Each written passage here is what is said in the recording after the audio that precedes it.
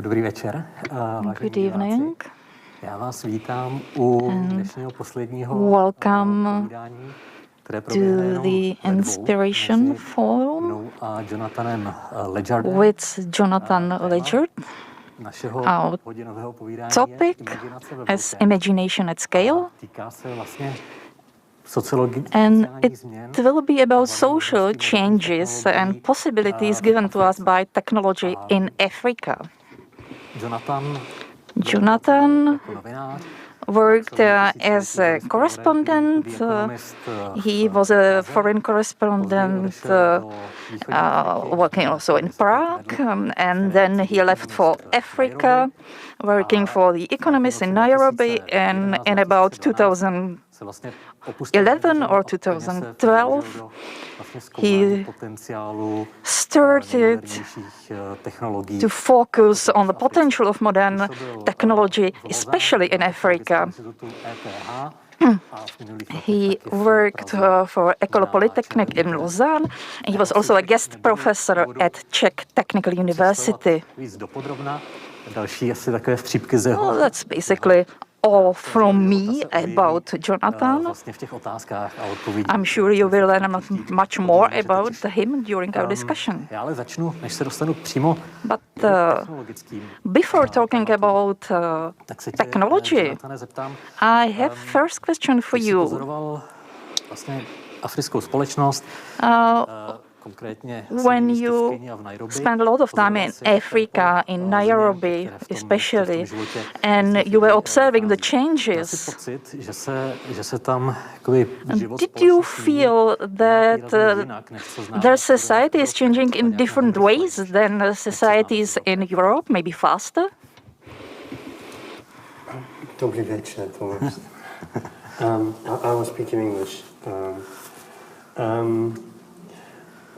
Yeah, I think from a Czech perspective, the most important single characteristic about Africa is this binary reality there, that Africa is our mother continent, that we as a species, as monkeys, and all of our innate instincts of fear, of sexuality, the way we look at light, the way we look at vegetation, all of this evolved out of Africa. And anyone who is not African was descended from a Homo sapiens who left Africa 70,000 years ago. So there is this profound, deep history in Africa.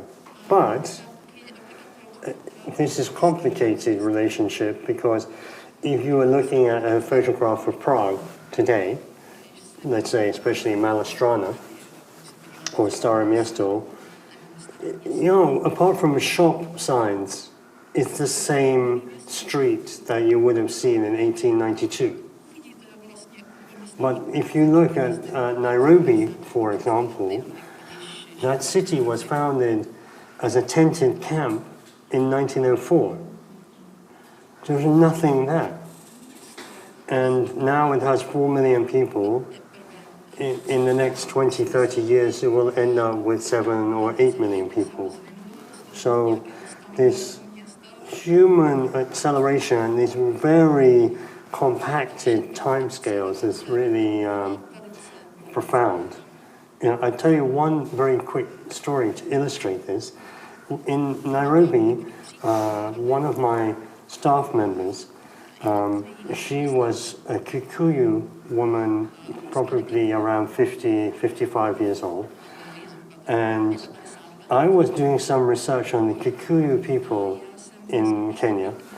And I discovered that historically, before white people came, when somebody died or was about to die in the Kikuyu society, they would put the dying person into a grass hut about the size of a dog kennel. They built this hut of grass, they put the person inside with some water, and then they leave them to die, and it has 2 doors, one door here and one door here, and this door is for the hyena.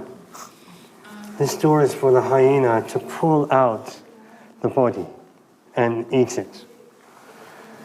And I said this to my staff member. I said, this is so strange that Kikuyu people used to do this. And she said, oh yes, this is what happened to my grandmother. And then I realized how compact that history is. It's quite extraordinary. And that makes our relationship to Africa and everything that we want to talk about really complicated, because it's ancient and instant at the same time. Když se jenom podíváme vlastně na demografické složení afrických společností, tak vidíme, že průměrný věk celého And it's going on because if we look at the population, so the average age is 19 and a half years, whereas the median age in Europe is around 45 or something like that. So I ask myself, what does this very quick, fast demographic change brings about in practice?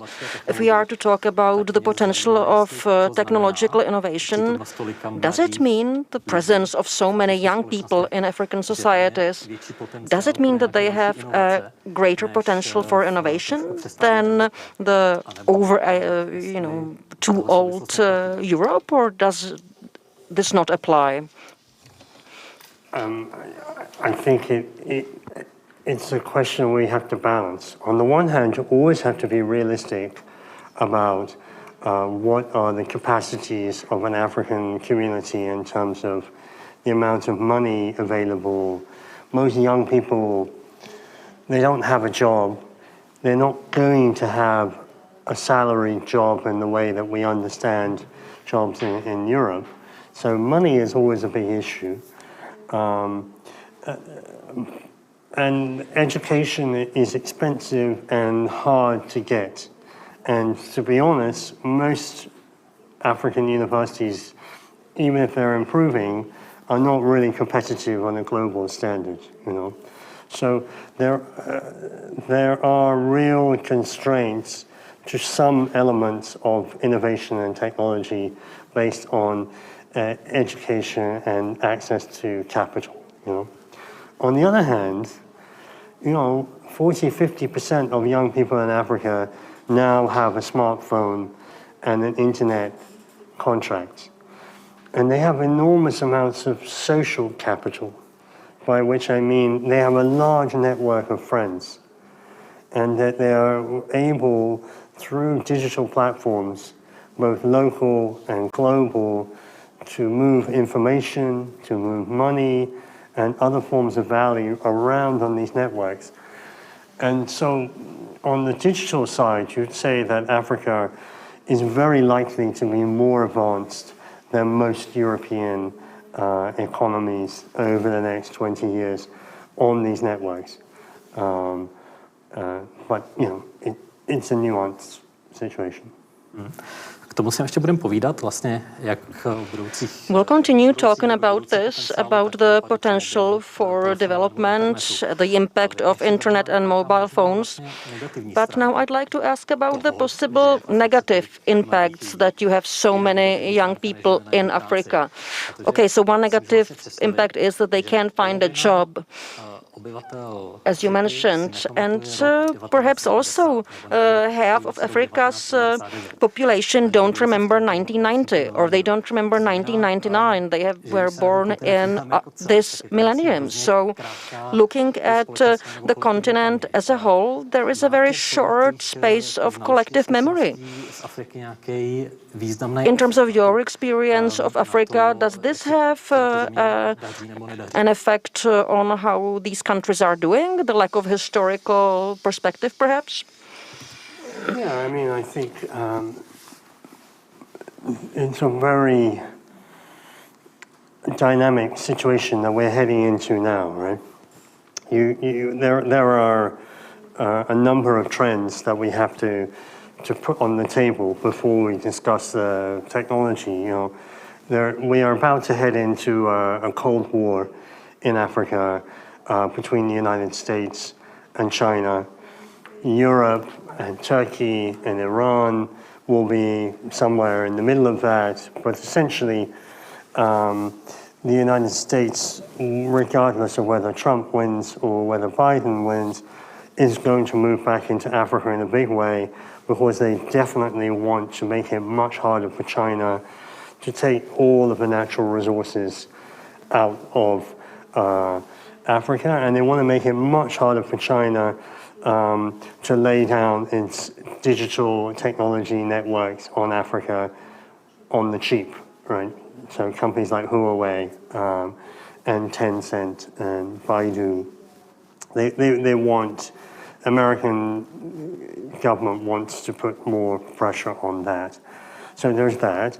Then, of course, there's climate change and ecology, which we could probably come to later.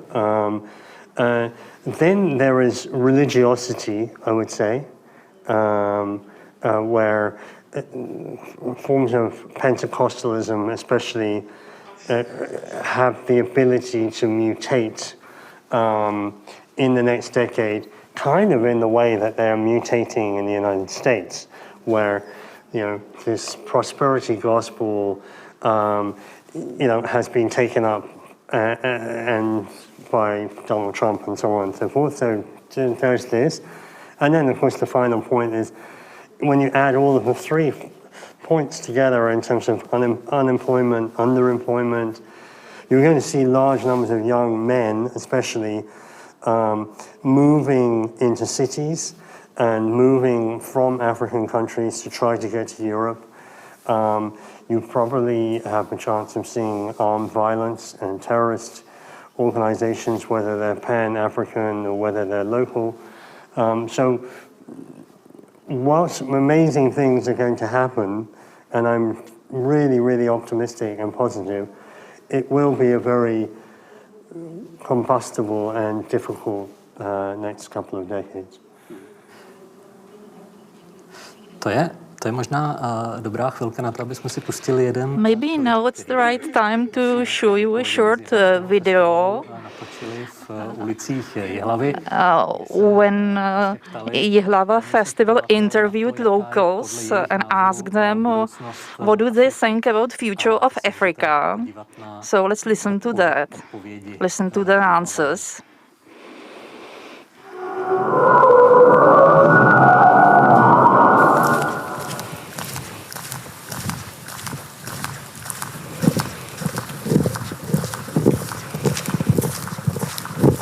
Budoucnost Afriky Future of Africa? paradoxně příznivější. Maybe it will be better than future of some Western countries or federations, let's say. Maybe they will learn from our mistakes. Prostě to vypadá, že nás bude následovat. But if not, then it will follow our example. Nebude se blížit I hope ten způsob života tomu, that they will not follow our footsteps, that they will stay themselves. They would keep their own values. I guess the only way to go is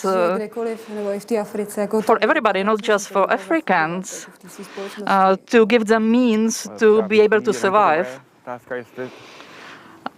I wish them all the best, but what are we talking about? Next 50 years or 100?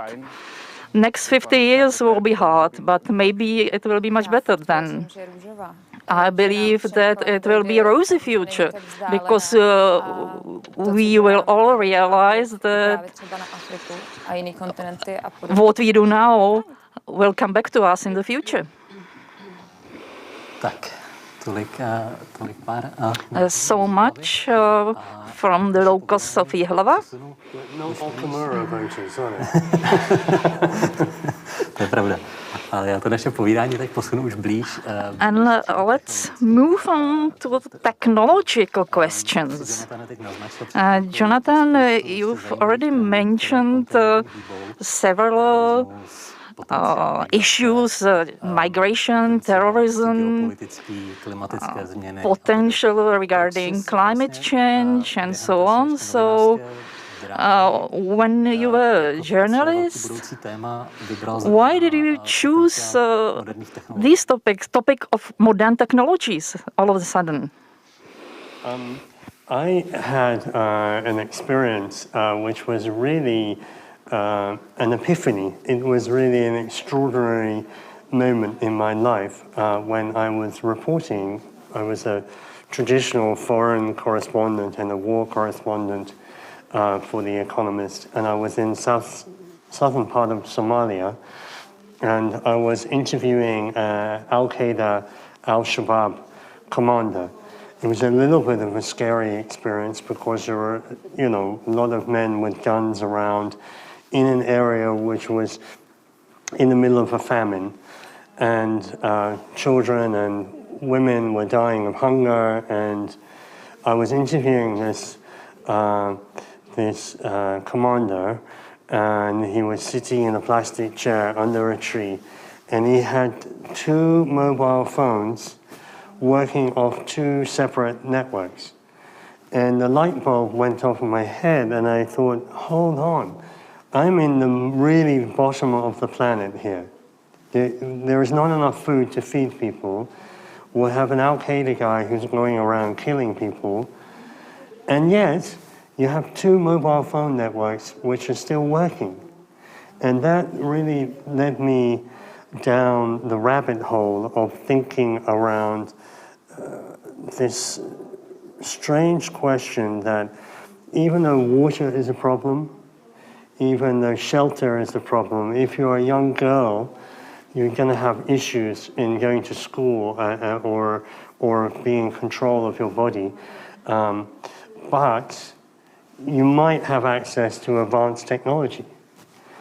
And so that really was a very big moment for me, and I realized that actually the mobile phone was possibly the first of several big technology choices that Africa could make, which would have a very significant effect on the quality of life of hundreds of millions of people.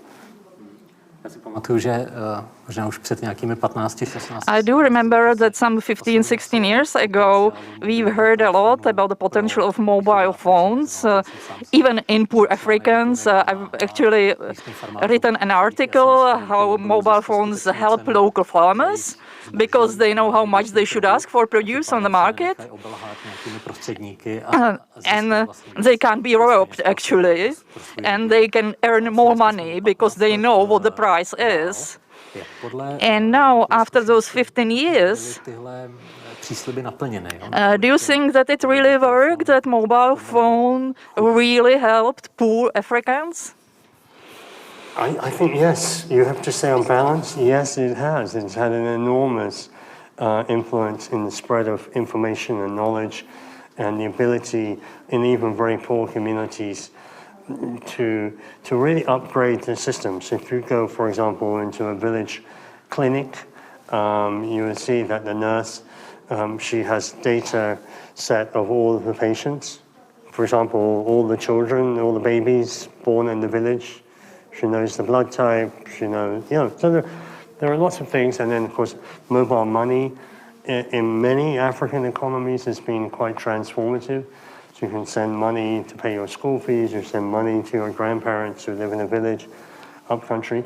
At the same time, I have to say that myself, quite a cynical guy, but I was incredibly naive.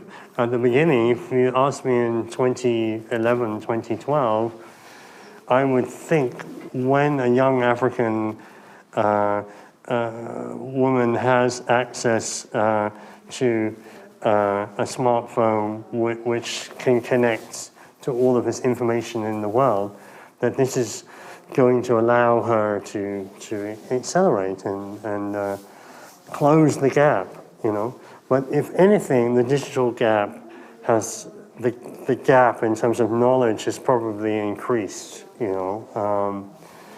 And for example, in Kenya, you can see what are the 4 biggest mobile phone advertising platforms. There's 1 on pornography and 3 on gambling on English football. So this is so obvious in retrospect, But at the time, we had this. I had a naive idea that, oh, well, they can access the Harvard Library, therefore they can catch up. But that's not the way the world works. So I think you can overstate it, but on balance, you still say it's very positive. Ty už to trošku nakousl, když jsi mluvil třeba předtím o těch vesnických klinikách, ale dokázal bys ještě trochu víc v nějakém detailu vykreslit, jak vlastně mobil změnil život? Could you perhaps talk more about how mobiles changed people's lives, for example, in a small town like Nairobi or some remote village, for example, in the country? You've talked about it when you mentioned the medical centers, but if you can talk about it in more detail. Sure, I think I'll just give one example in the interest of time, which is there is this ability, you mentioned the fair pricing. You find people who are herding goats or cows, they can work out where, when they want to slaughter their animals, do they march 60 kilometers in this direction, or do they march 100 kilometers in that direction, according to the price which is available on the market. I was very interested, as an example, in micro-insurance. So it's possible to use mobile phone technology if you're, because our friends in Ji.hlava on the video there were saying, I hope Africans are going to develop differently from us. Well, they are going to develop differently because most Africans are reliant on subsistence agriculture. So they live in communities where they or their extended families live on whatever they can grow. And now with climate change, you find that the land is getting drier, and the rain is getting more violent. And with mobile phones, you have this ability for micro-insurance. So you could say, I will pay you $20 to insure my crop. And then the insurance company was never able to they would never ever touch these people before, Big companies like Swiss Re or Zurich. But now, because of mobile phone technology, you can say, okay, I know that this farmer lives in this place, and I know what the rainfall or the temperature was for those 6 months of that growing season. So if the temperature goes above a certain amount, or if the rainfall is too volatile, then the farmer gets money paid out. It's a slightly rough system, and the insurance company may have to pay out more than it actually wants to, but it's still highly profitable, and it's great for the farmers. So there are countless examples like that.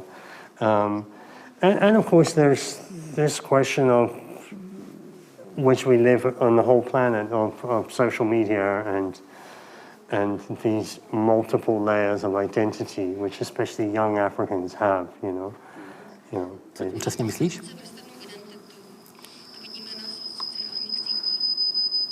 What exactly do you mean by that? Africans have, s těmi různými jakoby rovinami identity, které mají. Well, I mean, for example, if you look in East Africa, many young people speak an urban slang language called Sheng, which is a mix of Swahili and English and a few of the tribal languages. But their parents can't speak this language. It exists only on this digital network where people are pushing back and forward these messages, and then they speak it in the market or in the school yard. But this is something which has been developed purely through these digital networks. And then so the parents, the grandparents have no idea what the young people are saying. Ty jsi ještě předtím, vlastně, když jsi mluvil o nějakých konkrétních příkladech, tak ty zmínil mobile money. You were also talking about mobile money among examples. That's a very interesting thing that it is happening in the context of a continent where most people don't have access to insurance at all, but they basically don't have access to a bank account. So could you perhaps go into this more? How does it work, mobile money, and how does it change or impact people's lives in African cities or in the countryside? Well, I think we're still at the early stage. So what we have at the moment, I mean, I was really in the very earliest conversations around mobile money, and in a room, I don't know if you remember, you're much younger than me, but they used to have scratch cards, you know, where you get mobile phone credit, right? It's airtime. Yeah. So you buy the card and you scratch it out, and then there'll be a number, and then you plug that in your phone, and that was your airtime. And what happened actually this happened in Kenya, was someone in the room said, hold on, why do we need the scratch card? Why don't we just engineer the code to be sent by text message across? And then someone else said, well, hold on, if you send airtime, then other people, then that becomes a currency, you know? And so that's how it develops. But to date, we still don't have this second stage, which is something I'm tremendously interested in, which is when mobile money mutates into blockchain money. So you really have frictionless transactions based on a trust network. So one of the things, if you think about the failures we had in technology in Africa, we can talk about the heavy stuff like energy and mobility and so on. But just on the digital side, we completely failed utterly in the last 15 years in terms of having a diversity of technology companies and even local African technology companies which are able to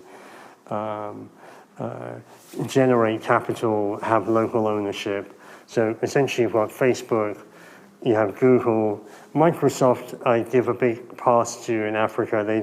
They're quite impressive in many of the services and the research that they provide. But it's a highly problematic situation where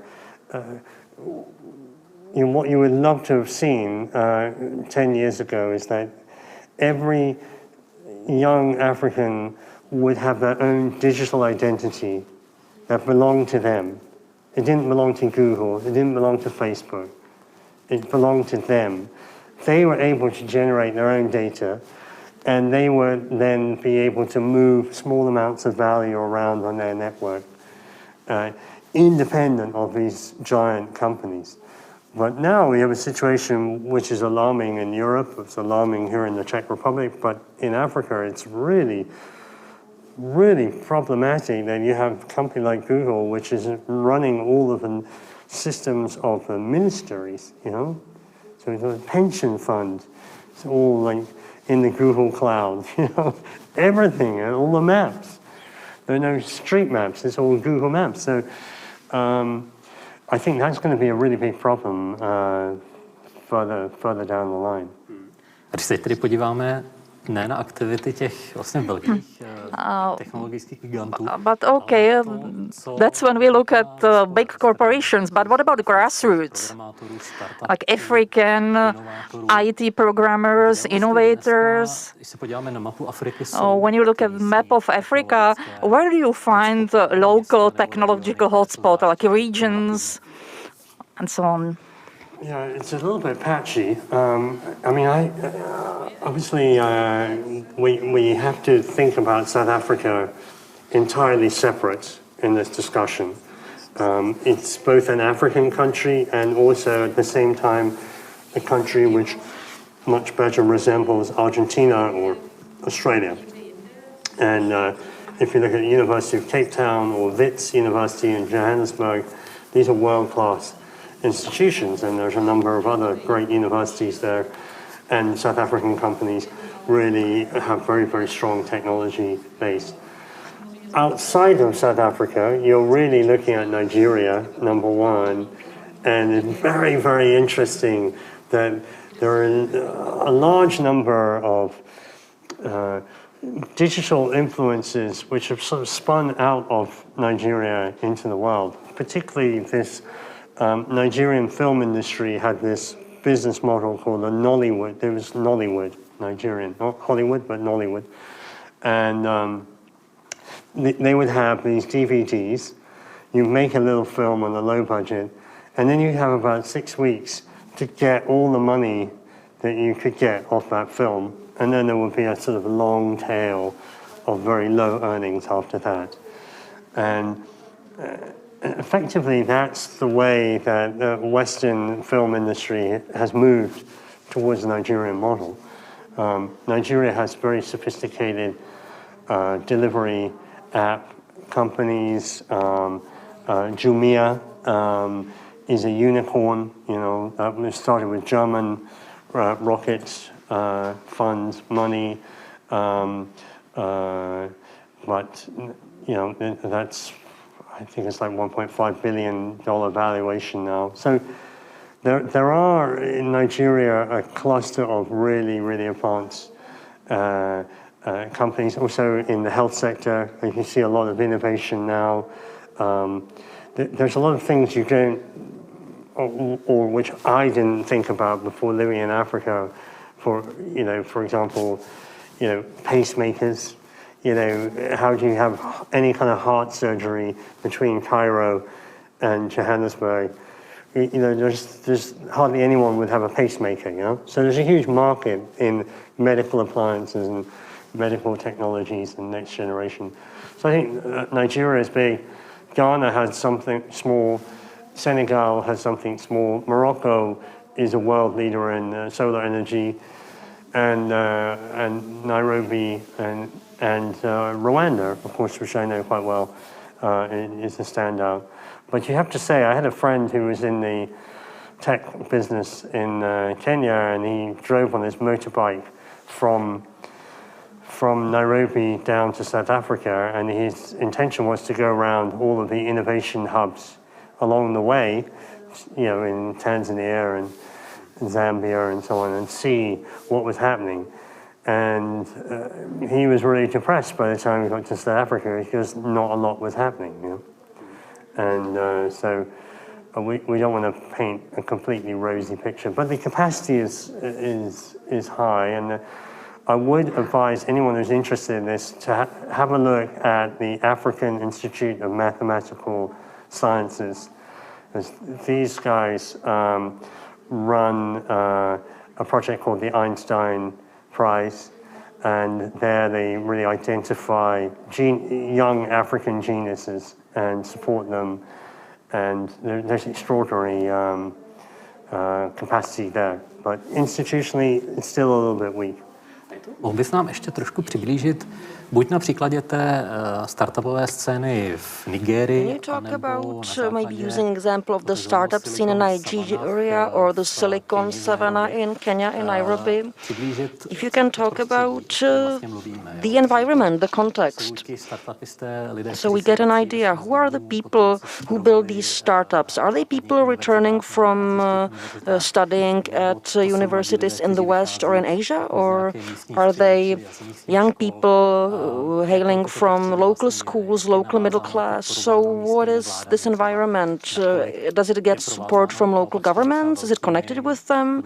Or how much is it connected with the big financial investors from the West? To what extent is it perhaps more connected with China and their new activities in Africa? If you can give us an idea of how does it work, this whole startup innovative environment? Well, I mean, the first thing to say is that the amount of capital in those startup incubators is much smaller than it needs to be. There needs to be 20, 30 times as much capital on the table, So the challenge in Africa is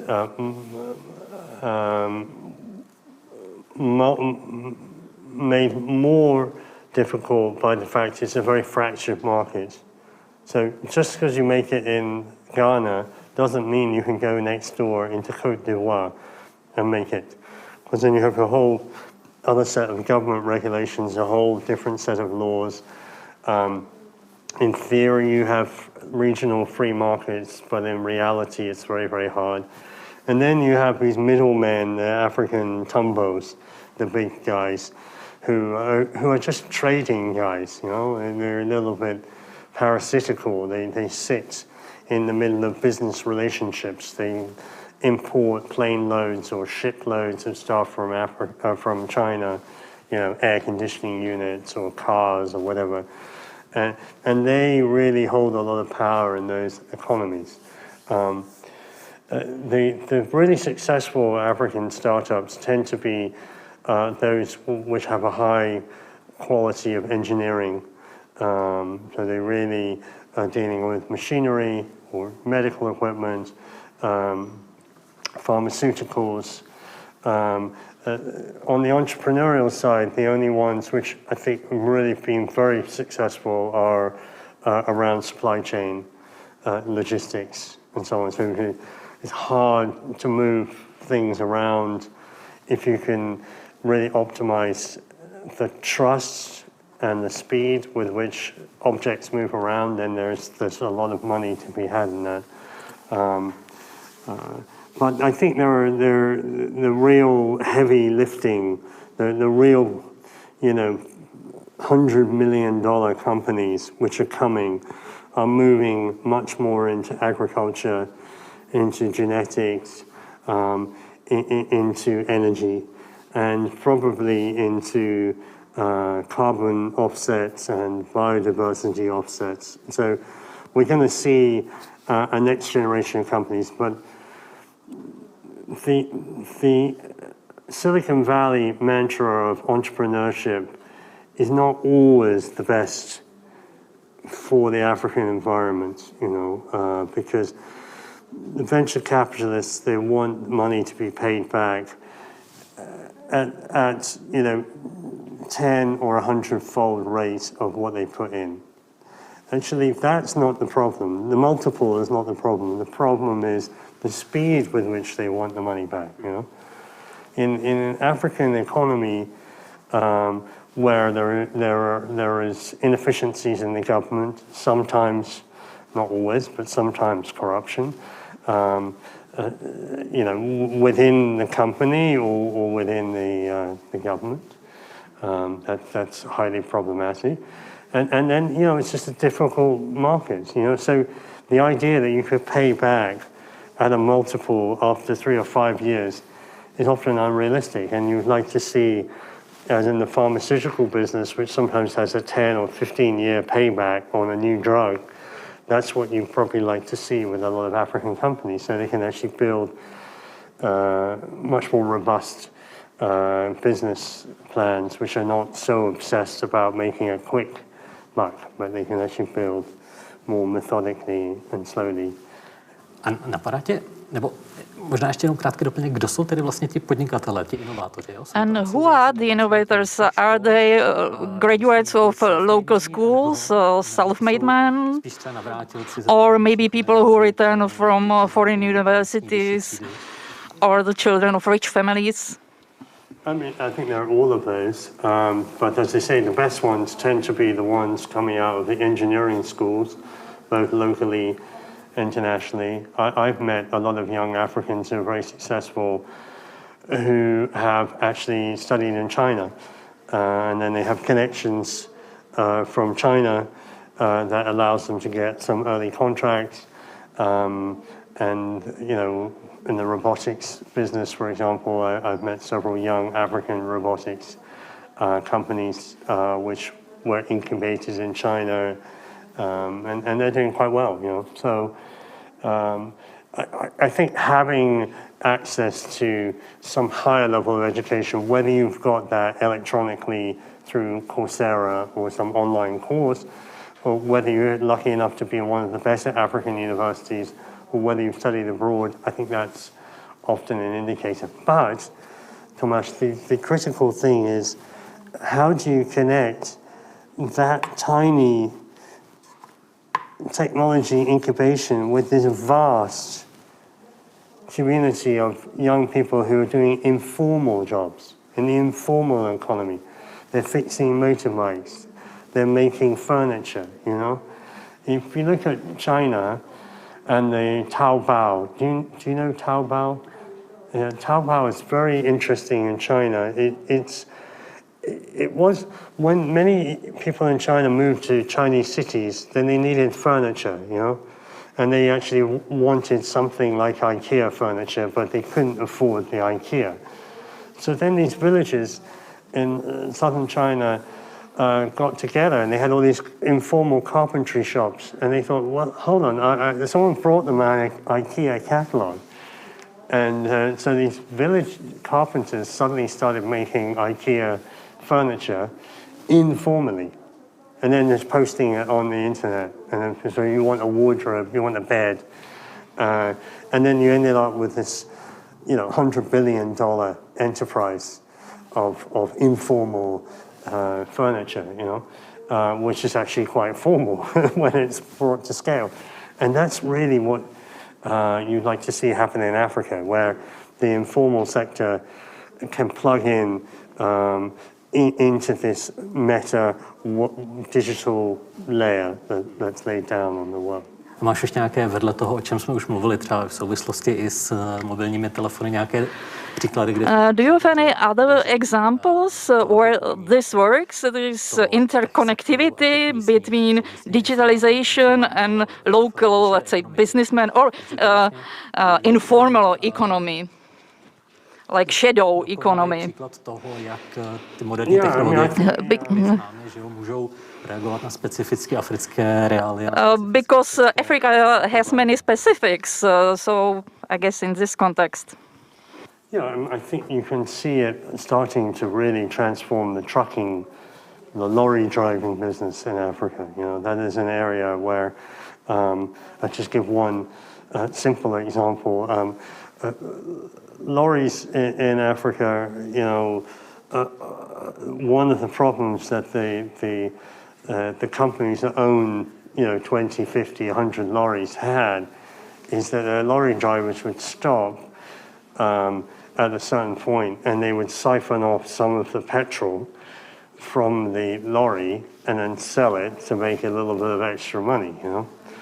And so there is a very successful company in East Africa which developed a mechanism to make sure, it's like a robotic mechanism in the petrol tank to make sure that the lorry drivers can't do that.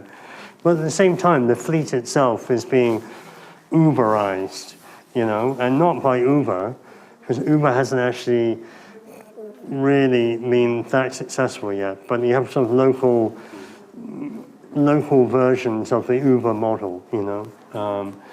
And so I think those things are quite successful. And critical point to realize there is, just as shopping is collapsing here in Europe, that many shopping centers won't survive this COVID pandemic, and the way that we shop will be less on the high street. In Africa, you know, there is no high street, and there will ever be a high street. So then e-commerce becomes more powerful, and the way people buy goods, what they decide to buy, and can they rent goods, you know? Do they have to buy a lawnmower? Can they rent a lawnmower? You know, there are lots of business models there which will be different from what you would see in Europe.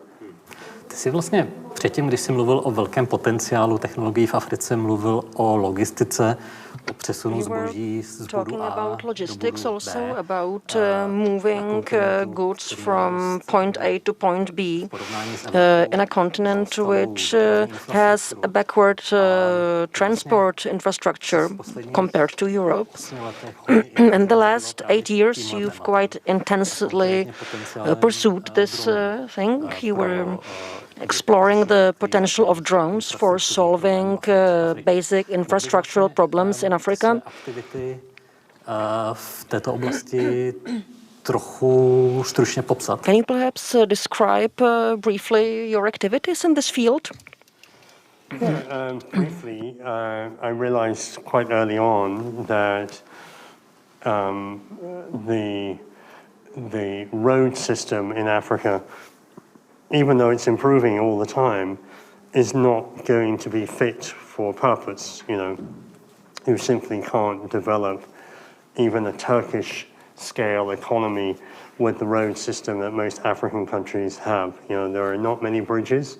There are no tunnels at all. So whenever you see a mountain range, you have to wind upwards.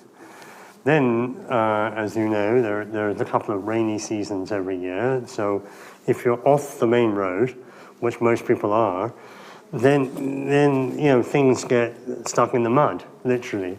And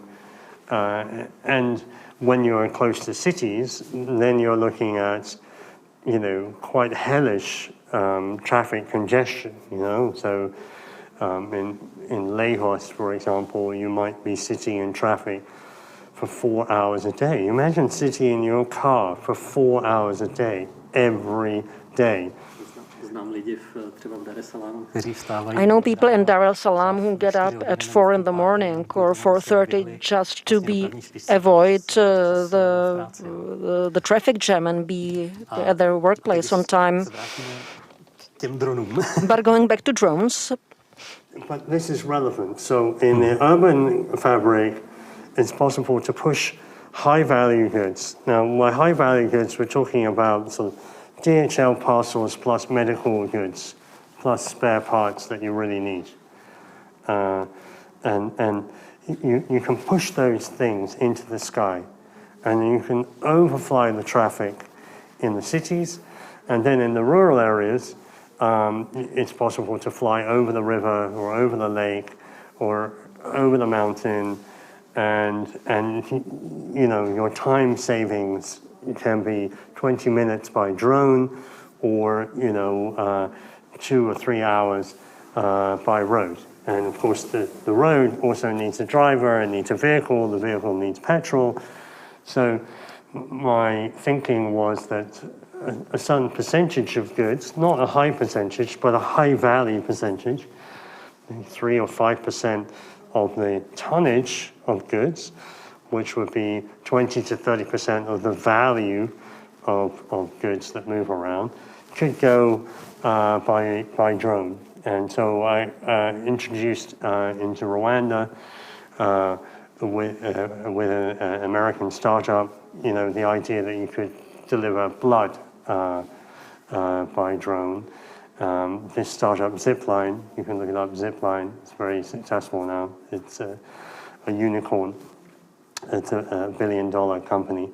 And they've done a really great job there in Ghana and some other markets. And you know, that there was one wonderful moment when I was in Rwanda, and we had 4 or 5 government ministers around the table talking about the role of flying robots in the future of the Rwandan economy. And in the middle of this discussion, which went on for like 3 hours, just the idea that they were planning their 2030 economy with flying robots as a significant part of that economy was really exciting and inspiring. You know? A nakolik se to zatím daří? Je to vlastně omezené zatím ve Rwandě na dopravu? And to what extent is this successful? Is it only limited to transporting blood to faraway hospitals in Rwanda, or is it spreading into other areas of economics and life? I think the food chain or the value chain is quite clear. Obviously, we have the military application, which we don't talk about. And then we have the life-saving application, which is, you know, blood and medicines. And of course, next year, it's likely that, you know, a large percentage of vaccine for frontline workers in Africa will, some of that will get distributed by drone networks, because that's cheaper and it's easier to optimize.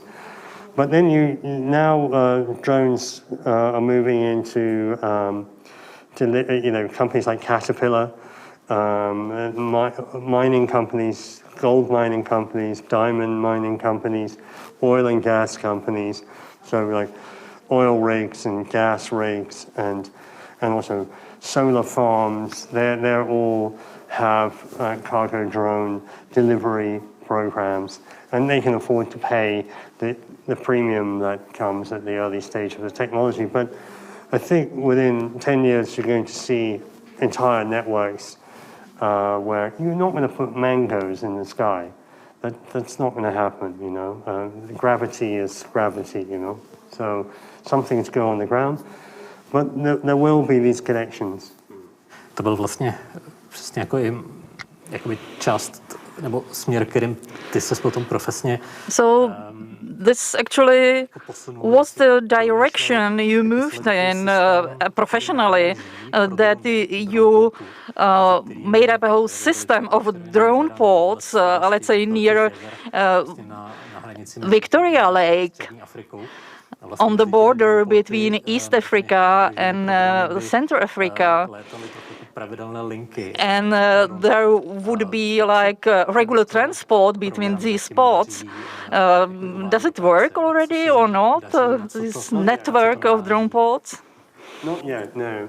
But the laws are coming, you know, obviously, as with all distributed technologies, as with distributed viruses, you know, what is good can be reversed. So you really have to be careful with flying robotics, that it's not going to fall on somebody's head, that a criminal outfit or a terrorist outfit is not going to have access to that technology. So there's a lot of concerns from the government side, but it's moving really fast, and I think definitely in the next 3 or 4 years you're going to see an exponential increase in that. A vlastně vedle tohoto projektu se v posledních několika letech... But apart from this project, you are really invested in artificial intelligence and its potential in Africa, namely protecting wildlife in Africa. Jako nejlépe jako vystihuje název té naší dnešní debaty. So maybe that's really imagination at scale, speaking of protection of wildlife. Could you explain to our audience the principle of what you do in this respect? Well, it sounds unconnected from the previous point around drones, but they are intimately connected because my real interest is in these communities of 5 to 20,000 people, which are going to double or triple in size in the next 20 to 30 years. And as we mentioned, these communities are living off their local ecosystem. You know, they're not very well connected to the economy. Maybe drones can be a small positive network effect for them. But while I was thinking about this and working on this, I really got interested in what is happening on the edge of these communities to other life forms, non-human life forms. So humans growing whatever food they can grow, going into the forest, cutting down trees, killing animals, wild animals for extra protein, and pushing their cows, especially, and other animals into these wild areas. And as we know, the number of wild animals in Africa in my lifetime, the last 50 years, has halved. It's just halved. There's half as many animals as there were when I was born, of all types. You know? And it's clear that unless we have a new way of approaching that, it's not going to work. So following on from a discussion we had earlier around the blockchain and the idea of digital identity, you say, well, why should an African child not have a digital identity and have some value accorded to them, even though they're very poor? For me, I continued that logic across the species divide. And I thought, well, hold on, what would happen if a non-human life form also had digital identity and also could hold value, you know? And I think this is one of the most radical possibilities in Africa, because it is, along with Latin America and parts of South Asia, it's a repository of most of the diverse life forms on our planet. So insects, microbial life, birds, trees, and obviously animals. And that will all disappear in our lifetime. It absolutely will vanish, the large part of it, unless we can create new economic arrangements. It has to be that the poorest people on the planet have to receive some value from living next to the richest biodiversity on the planet. That's really an important piece of imagination, Vydělávat na tom, že ji chrání. So people in Ji.hlava, who are not wealthy, but they're not poor, maybe they can push a few hellas in that direction, and then a young woman in Shenzhen, when she's buying a Starbucks, maybe she pushes a few yuan in that direction. And so from a planetary point of view, you can see there is a potential to push the planetary desire to have diverse life forms survive into the 22nd century can be realized in local redistribution of value. A v jakém stádiu rozvoje je teď tahle idea, tenhle projekt, nebo jeho pilotní? At what stage of development is this project or its pilot project? What is the stage of development? The technology is pretty strong from artificial intelligence side, and there is an interesting paradox around some of the technology that in China, to go back to China again, there is a very large demand for meat, especially pork, and artificial intelligence companies in China are now moving into the pig business, and they realize that they can optimize the pig production. So they have face recognition of animals, voice recognition of animals. They can tell you when an animal is pregnant before even the farmer knows. And then they have tower blocks of a little skyscraper of pigs, 100,000 pigs, and 10 stories, But what is weird is that these AI tools, and that's what I was working on in Prague, in the Prague AI group and at Či.hlava, that those same tools can be applied in the wild to protect animals. To use a simple example, if you're a giraffe, simply because you're a Maasai giraffe, you might hold some value. Just because you're a Maasai giraffe, because you're not another kind of giraffe, you're this kind of giraffe, and it's very easy with a cheap mobile phone to recognize that individual animal, and then it's easy for that animal to reward the local community for it continuing to be free. For different services. Kde jinde například vidíš velký potenciál umělé inteligence? And where else do you see great potential of artificial intelligence in solving African problems? What are other potentials? Oh, that's the biggest question till last. In everything. We talk about healthcare. We talk about breast cancer in Africa.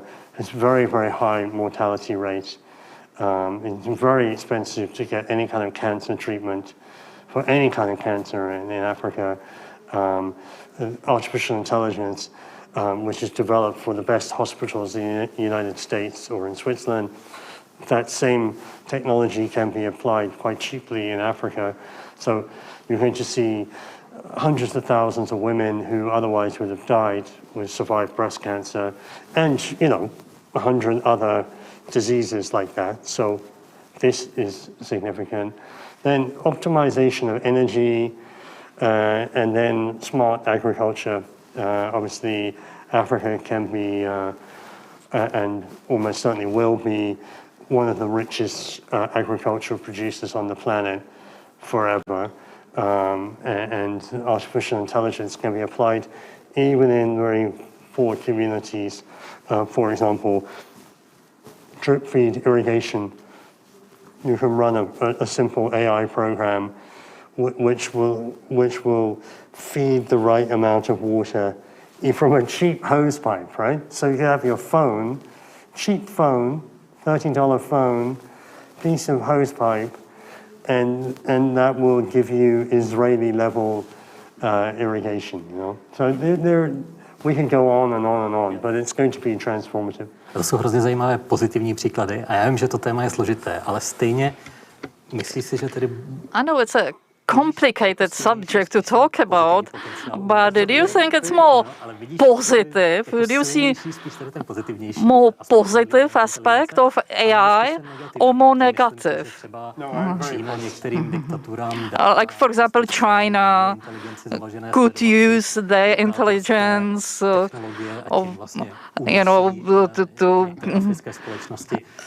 the disadvantage of African countries, actually. And inequality could be even bigger than it is right now, between Africa and the rest of the world.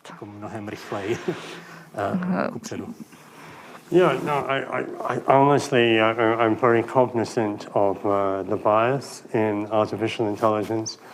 Obviously, when we talk about artificial intelligence, it's almost a meaningless word. We're talking about a large number of narrow intelligences. So that's, and of course, as you say, there is the abuse of the technology by the state and by commercial actors.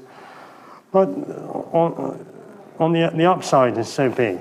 It's so big. It's so big. Because Africa, above all, is characterized by, on the one hand, vibrancy, fertility, love of life, just the richest continent on the planet, but also gross inefficiencies and inequity. And AI doesn't like inefficiency. It may like inequity, now I think about it,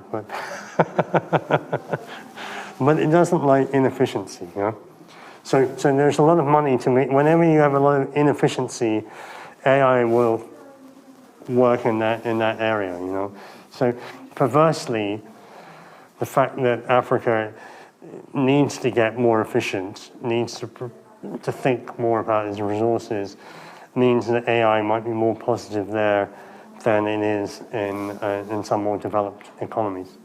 Jonathane, my už bohužel trochu I'm afraid we are running short of time. Si s tebou rád povídat celé hodiny. Even though we could talk for hours, but we have only 5 minutes left.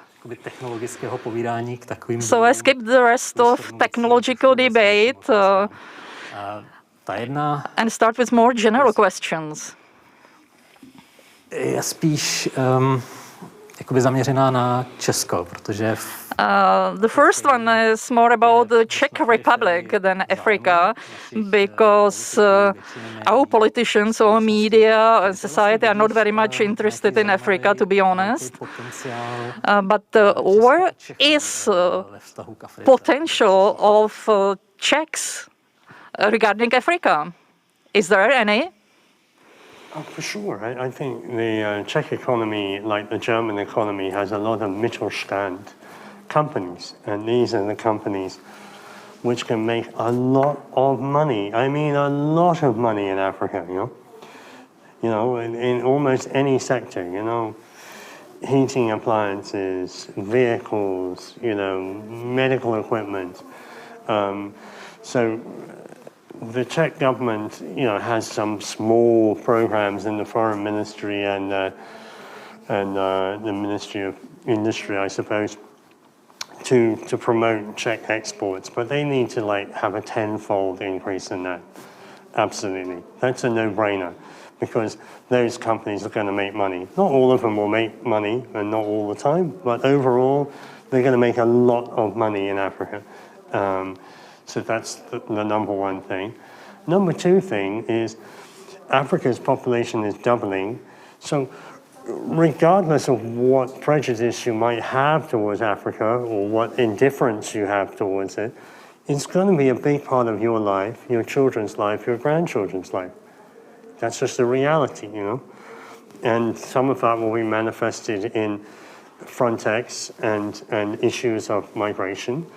But if I was the Czech Republic, if I was the foreign minister, I would be arguing very, very strongly to say, well, let's have a Gastarbeiter program. Let's go to Africa with a roadshow. Let's bring in 10,000 young Africans every year, you know, and let's give them a 5-year or a 10-year visa, whatever, and they can be nurses and doctors and engineers and help build the Czech Republic. Because as Africa's population is growing, I don't know whether the Czechs have noticed, but they're going to lose 3 million people in the next 30 years.